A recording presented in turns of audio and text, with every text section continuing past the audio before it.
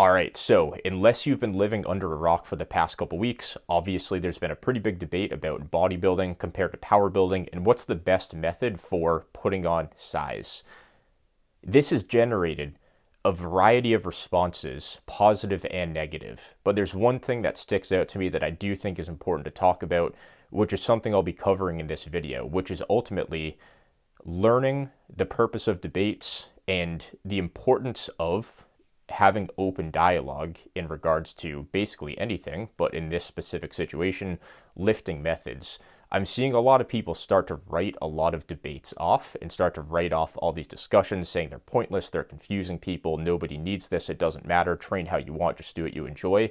And there's a lot of flaws with those ways of thinking, and I speak from experience. I'm somebody that went down that path where I was given that same exact advice back in 2016, 17, 18, 19, before the bodybuilding movement started to come up a little bit, and I stalled out pretty heavily in my training. So obviously that gave me the idea to create the channel, where a channel like mine didn't exist when I needed it most. And now what I'm doing with this channel is being that person that I needed back then for you right now. So before we get into the specific points, I want to talk a little bit about the purpose of open dialogue and why I believe it to be important. So I'm probably going to title this video, Is Learning Even Worth It? Something similar to that. Open dialogue is important, and discussions/debates are important.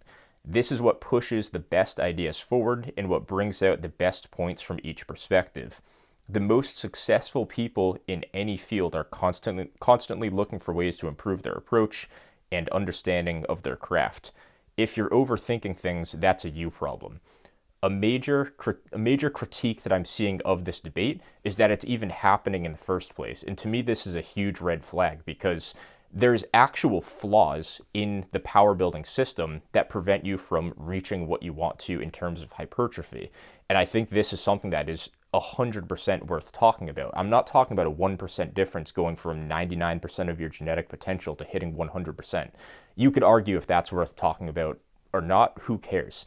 This is a pretty big deal when we're talking about training methods. And to see people write it off like it doesn't matter and just train how you enjoy, I think they're missing the point of the people that are watching these videos. They're putting you in a mindset that isn't setting you up to succeed, and they're turning you into a nihilistic lifter, probably unintentionally. I think these people do have good intentions for the most part, but I don't like the way that all this stuff is going, and I think we need to have these open dialogue discussions where we can talk about what the best training methods are and not just have people critique bodybuilding and say power building's fine, and then we make logical cases against power building and they say, oh, just do what you enjoy, it doesn't matter. That's where it gets to be a little bit of an issue. So I want to critique some of these responses.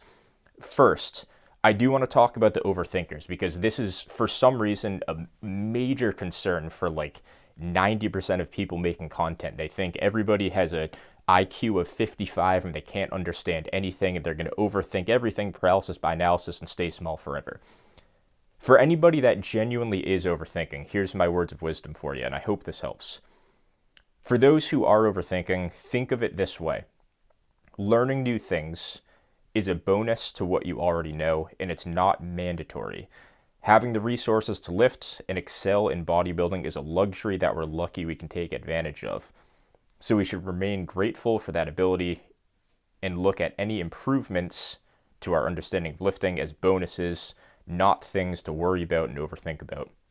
So the first argument against this debate even happening is all these comments saying it doesn't matter, just do what you enjoy. Then why are these people looking for more information? You're telling people who care to learn not to learn. I fell for this trap and I spun my wheels. When I was an intermediate lifter, and I'll talk about that in my next point. When I was an intermediate lifter, I was stalled out, I was plateaued, I was stuck in my programming, because every time I went on YouTube or anywhere for advice, it was cookie cutter beginner advice that didn't help me whatsoever. And that's why I was stuck for so long and eventually gave up on lifting for 6 months, because I thought I had reached my elite potential. And I'll touch on that in my next point as well. But more on this first. When it comes to trying to understand and learn more about lifting, it absolutely does matter. This isn't just stuff that takes you from the 99th percentile to the 100th percentile. This is what takes you from an intermediate lifter to an advanced lifter. A lot of content creators with a general population target seem to completely forget this. A lot of advanced lifters seem to forget this as well. They lose the desire to have attention to detail, and it drives me crazy because it seems like they forget the struggles of becoming an advanced lifter, and once they're there, they forget what it's like to be somebody that is plateaued or somebody that is stuck. So instead of just acting like it doesn't matter and it doesn't happen and turning a blind eye to it because it's not an issue that person has to face in that instance, it's still an issue for so many people. And speaking from experience in myself and in the clients that I train, a lot of people get stuck with their physique, and they get stuck at measurements that aren't advanced when they're either hitting advanced numbers, or maybe they can't figure out more things in more training methods, and it leads them to hit a plateau. And it's pretty surprising how many people get stuck in this. It's certainly more than I thought, and that's why I think so many people relate to this channel. So to dive a little bit deeper, I think people care more than a lot of content creators like to admit. If lifters are complacent doing what they enjoy, they would never follow informative lifting channels in the first place. So if you're just going to tell people to do what they enjoy and it doesn't matter, why are you telling people that here? Why would you say that on a channel like mine or a channel like Natural Hypertrophy? No, if people can do what they enjoy and it doesn't matter, why are they watching our content? Why are they wasting time on here if they can get all the results that they want or need just doing what they enjoy? It makes zero sense for them to be watching these videos, commenting on these videos. There's no logical reason for that. So I think a lot of these people are talking to the wrong crowd. The people that watch videos like mine, whether you're a beginner or you're advanced or anywhere in between, it doesn't matter where you are in your lifting journey. It matters what your mindset is and what you want to get out of lifting. And I guarantee you 90% of the people following my channel are people that have aspirations to become an advanced or elite bodybuilder, not in a competitive sense, but probably in a recreational sense. Whether you're there or not doesn't matter. You're trying to learn the tools to be able to get there. And that's simply what a channel like mine or Natural Hypertrophy is aiming to do. And that's what our followings generally consist of. If just doing what you enjoy is all we need, why do channels like Jeff Nippard exist? Shouldn't we just let Gymshark influencers teach lifting to everybody because they have the most influence? So this is another point. Why does educational content even exist? Why do people care to learn if you can just do what you enjoy? I would say we should delete channels like mine then, delete Jeff Nippard, delete Natural Hypertrophy, if you can just do what you enjoy. Just the stuff people enjoy is what the influencers do. Like, you know, the little pinch presses on their chest. If you can just do what you enjoy and train how you want and get all the results you want or need, let the influencers do it, because at least they'll inspire you more than somebody like myself probably would, right? So just let them do the work. I do have a hot take here too. To build off that point, I have a theory that more people want to be elite lifters than a lot of people like to admit. Why do the most jacked influencers anywhere, Instagram, TikTok, YouTube, have such big followings and so many fanboys? It's because those people want to be like that person. People want to be great lifters. People want to be elite. We're stuck in a world that's so psychological where everybody feels stuck. We have like this massive depression and anxiety crisis. People don't know what to do because we live such luxurious lives. So we're looking for things that we can excel in and keep leveling up in. Not everybody wants to have their career be that, and that's totally fine. So you take something like lifting, that's the perfect opportunity for someone to embrace the physical and become elite in that and use that as a pursuit in life for psychological fulfillment. And that's kind of what I've done. And I don't think I'm alone in that. I think there's a lot of people like me that have that same mindset, that don't want to be complacent and just add 10 pounds of muscle or get their arms to 15 inches. Like, I think people want to be pretty jacked. There's a reason these big influencers have huge followings. It's because people want to be like them. And I think more people want to be elite and more people want to be good lifters than we like to imagine. So these discussions about training methods to become those people is important. Like if I was going to sit here and have these very detail oriented, very specific training plans and training methods and just tell people, oh, it doesn't matter, just power build if you enjoy that, you'll reach your genetic potential just doing that. That's dishonest and that's disingenuous. And it's egotistical to assume that the people that follow my channel, your channel, anyone's channel can't comprehend anything above that. It's a little bit absurd. So I think a lot of people need to humble themselves and realize that other people are probably just as smart as you are. People are just as smart as I am. That's for sure. I'm definitely not that smart of a guy. I just like to talk about this stuff. I'm knowledgeable. I wouldn't say I'm smart. I think that's a good way to put it. We're already doing all our content on YouTube, where it's a platform designed for long-form educational content. It's not like we're going on TikTok and targeting Gen Pop lifters with advanced bodybuilding topics. And this is another issue I have, where if a channel like mine or Natural Hypertrophy is going to talk about power building versus bodybuilding, we're not on TikTok appealing to Gen Pop lifters that are just like somewhat mildly interested in it casually or recreationally. And there's nothing wrong with being a casual or recreational lifter. But I'm telling you, the people that watch videos like mine are not that person. And even if they were, they wouldn't care. They'd watch my video for 30 seconds and say, this is boring, I don't care, I'm done. Even if they do watch it, it's for entertainment. It doesn't hurt them in any way, because ultimately if they don't care, it's not something that they would overthink or stress about anyway, so I don't see what the issue is. Last point on this first topic about these open dialogues and discussions, we need to stop the push for mass appeal in our content. And those people suggesting we do need to stop projecting their content desires on us. Serious lifters deserve good content. And I think this is where somebody like myself has a bit more of a community approach than a business or reach/engagement approach, where my channel obviously started and still is targeting, I'm not even targeting anyone, I'm just talking about things I want to talk about that will help other lifters. But if my channel is oriented towards anybody, it's lifters that have been stuck and plateaued at any advancement in their training because they don't understand anything about lifting above the basics. And newsflash, the basics will only get you so far. I show that in my channel. I see it happen all the time. Like I was saying at the beginning of the video, somebody like myself didn't have the right resources. Channels like mine didn't exist when I needed it most. So what I'm doing now is providing that to the people that need it. I think serious lifters need good content.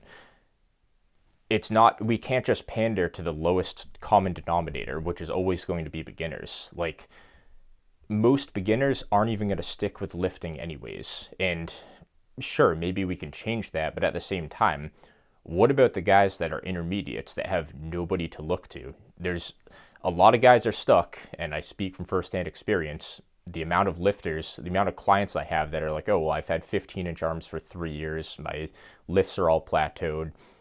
I myself had, and actually I'm getting a little bit ahead of myself here, so let me move on to my next chapter of this video.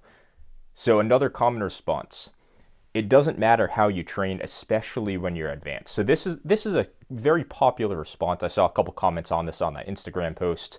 This is just something you see all the time if you've been in the lifting community for a while. It doesn't matter how you train, especially when you're advanced. So this is interesting.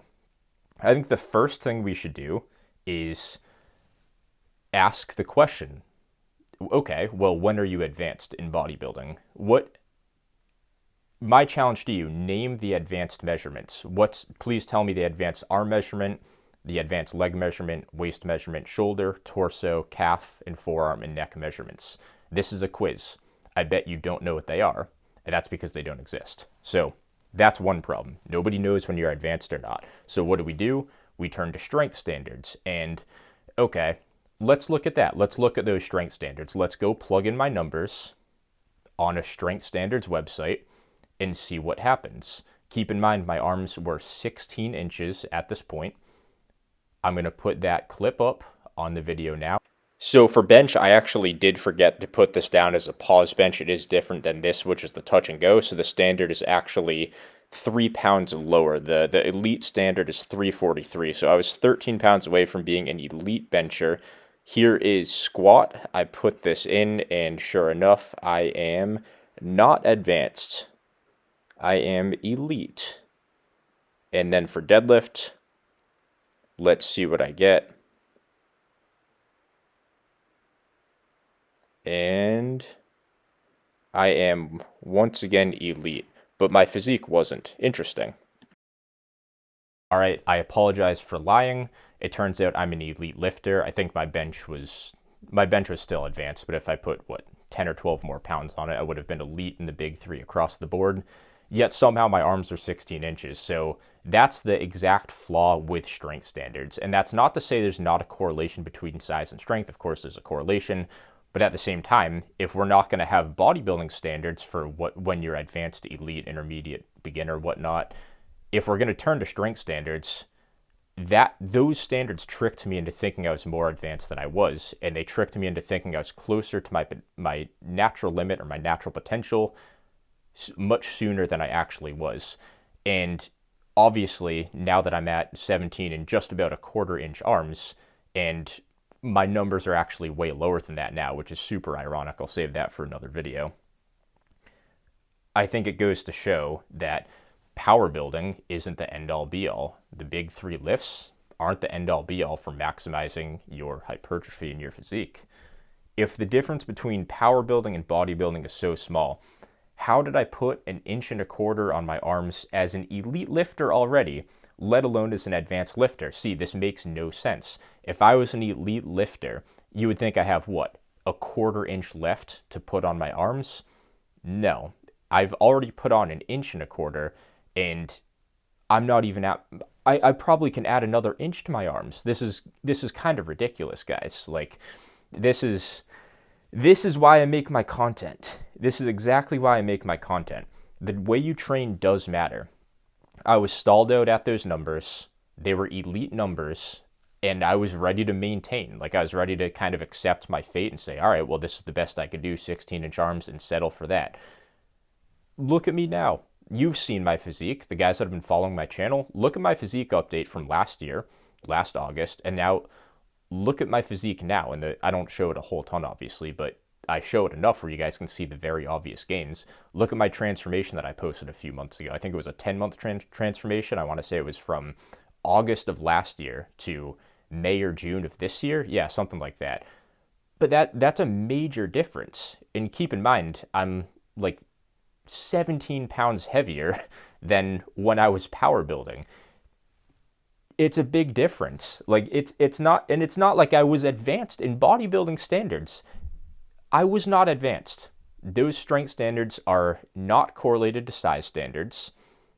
I had so much more room in the tank. And this is why the argument saying that it doesn't matter when you're advanced because the differences in your training is so small is absurd, because you don't know when you're at your peak. It turns out I was over 2 inches away from my true potential arm measurement. Who knows? I'm yet to hit 18 or 18.25 or whatever, but I'm pretty confident that I'm going to hit that if I just put an inch on in a year or so. Crazy, right? So I think ultimately this begs the question, what are we leaving on the table size-wise if someone like myself still had so much untapped potential? It's silly to think that I'm even at my potential now. Strength is not a good measure of muscular development. Advanced strength doesn't equal advanced size, especially in powerlifting, well, power building, because it's power lifts, not just general strength. And that's another issue that we're getting to here. A lot of people will confuse powerlifting and general strength. Keep in mind, power building isn't general strength, at least in the mainstream term. Power building, you're taking powerlifting and bodybuilding. Powerlifting isn't general strength. You're trying to do whatever you possibly can to hit powerlifting depth standards, range of motion standards to be more specific, and get that weight up in any way possible. That's not even general strength. General strength still is in bodybuilding, as I talked about in my last power building response video, but powerlifting is much worse than general strength training for hypertrophy. At least general strength training is kind of close, aside from some technique changes. Another common comment here: most of the people worrying about this don't even train hard. And this probably has some truth to it. I do agree that a lot of people don't train hard enough. In this community, I think most people train hard enough. It's a very niche bodybuilding community, so I think it's true in the general sense in this community to a much lesser extent, I imagine. When it comes to a reply like this is exactly the issue. Why do we always have to aim to dumb down our content just to get people that don't even train hard yet to train hard? We can't just make constant content about that and wait for everybody in the world to actually train hard and then level up our content. This is, again, the pandering to the lowest common denominator. And if you're someone that has a big channel or someone that wants to grow your channel, this is 100% the way to go. But I'm sorry, like for someone like myself, as much as I want to see beginners succeed and everything, they have all the resources in the world to do so. My channel and that the purpose of these power building versus bodybuilding discussions goes beyond people that don't train hard enough. They can watch the content and learn, but ultimately the people that benefit from this, they're the minority, and somebody has to speak up for them. And that's exactly what I'm trying to do here. I know exactly what it's like to be a lifter that doesn't understand enough about lifting to break through that inevitable intermediate plateau. And you feel like nobody's making content for you. Like you watch all these clickbait YouTube videos, you see, you follow everybody, you try and learn everything that you can, but everything's just pandering to beginners. And there's nothing wrong with making content for beginners, but it's incredibly frustrating when you're an intermediate lifter and you're stuck and everything's just do this, just get stronger, focus on the basics, build your base. It's like, somebody has to say something. We can't just wait for everybody to become an intermediate lifter to start making content for intermediates. We have to help the people that are stuck. We have to help them. Like they have to keep growing. If they're somebody that actually wants to go beyond the inevitable intermediate plateau and they want to become an advanced or elite natural bodybuilder, why can't we make content for them? Why do we as creators have to always pander to the people that don't even train hard, like the most beginner of beginner lifters? I'm all for helping them, but we have a million channels out there already and they have all the resources they would ever need to break through that. So I don't think we should waste channels like mine or Natural Hypertrophy. We shouldn't waste away our content that will help serious lifters just because there's a few people that don't train hard enough. And if those people don't train hard enough, that tells me they're probably not that serious about it anyways. So if they're not going to commit to it, why should we commit to them? That's kind of the way I see it. Like I'm all for helping people. Don't twist my words on that, but I don't want the serious lifters to be at the expense of the people that don't even take lifting seriously is kind of the way I'm putting that. And another response that I see very frequently is a lot of people trying to say that this whole thing is just identity politics. That makes no sense. They'll say something like, if you don't compete, you're not a serious lifter and you shouldn't worry about labels. The labels and the identity isn't what we're concerned about at all. I think the people that say this are just missing the point entirely. We're talking about training methods. If I'm training for bodybuilding, then yeah, I'm a bodybuilder, but it's not so I can be called a bodybuilder because I want to be called a bodybuilder. It's so I can get the results of a bodybuilder because ultimately that's what I'm after. It has nothing to do with your identity. So this isn't identity politics. The label doesn't matter. It's the training system. So to talk about the competitions, why do we even have competitions like bodybuilding competitions or powerlifting competitions in the first place? And the competitions didn't come first, so that doesn't decide anything. We had people that trained to get big, and we had people that trained to be good at the power lifts before the competition existed, and then the competition existed so these people had a platform to compete. And guess what? I'm just going to say it like it is. These competitions have degraded and make no sense anymore. Honestly, for bodybuilding and powerlifting, at least to an extent. You take bodybuilding where you're quite literally not even training for bodybuilding to lead up to a show. You're getting yourself to unproductive levels of body fat to the point where it's quite literally very unhealthy. And then on top of that, I'm not even going to talk about PEDs, which is a whole other thing, but you have to give up training as hard as you can. You have to give up building muscle so you can get quote unquote stage lean. This isn't even bodybuilding. Bodybuilding is the pursuit of the most muscle mass you can possibly get. And getting stage lean to compete on a show because somebody else, a judge, wants you to be 5% body fat, that's not bodybuilding. That's like it's a dieting competition. Of course, muscle mass plays a degree, but that's not even bodybuilding. And then to take a competition that's decided by a judge, what's the point in competing in that when, one, it's counterproductive to your goals, two, it's unhealthy, three, it's subjective, and four, you have to get a tan and oil yourself up and spend like $2,500 in the process. That has zero say in whether you're an advanced lifter or not. Whether you compete in some arbitrary competition or don't compete doesn't matter whatsoever. And this is just a dismissive, non-thoughtful argument that makes no sense when you think about it for more than 2 seconds. Even powerlifting, and ultimately powerlifting is the most weight you can put up in 3 specific lifts, but even that, I don't know the history of powerlifting that well, but I can't imagine that these super wide sumo deadlifts, the huge arch bench, we all know these movements. I can't imagine that's what they set out to have powerlifting turn into. But ultimately, these competitive events, these competitions that they host are extreme and they're not productive. And I think the current powerlifting standards are a disgrace to strength training, which is probably what powerlifting started off with the hopes to be. And I could be wrong, so don't quote me on that. I'm not a powerlifting expert. But for bodybuilding, people found out that you just look better if you're leaner. But bodybuilding is building your body. It's adding muscle mass, not showing it off more by being unhealthily lean. So that's all I got for today's video. I think more people are serious lifters, especially in this part of the community, than a lot of people like to admit.